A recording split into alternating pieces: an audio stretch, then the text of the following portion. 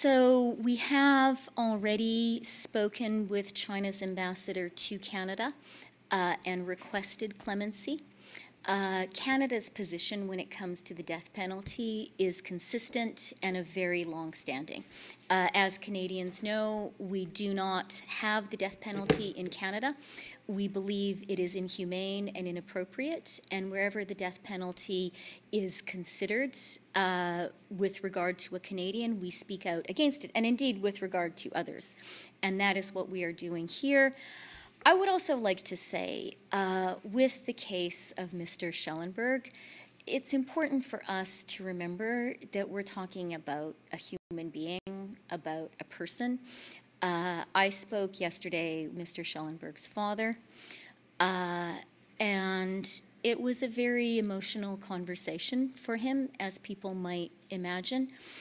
And I'd like to say to him, to the Schellenberg family, and I think I speak for all Canadians, that we really understand how difficult the situation is, and I think the Schellenberg family has our country's sympathy. Are you concerned about other, just to follow up on that, are you concerned that other Canadians who may be detained in China now could also be sentenced to the death penalty now in the wake? We are concerned about the use of the death penalty against Canadians in all countries where the death penalty exists. And Canada is very clear as a policy of longstanding that we believe the death penalty is wrong.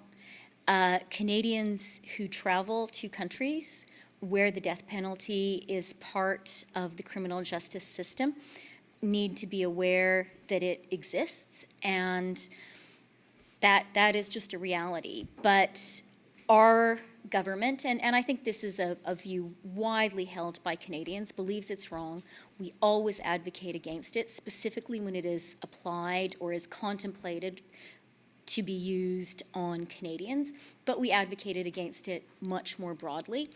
When it comes to Canadians traveling to China, I would urge all Canadians to, before traveling to China, to look at the government's travel advisory. It is updated constantly, and people should look at it with care before traveling anywhere in the world. And as the question is specifically about China, people should look at it before traveling to China.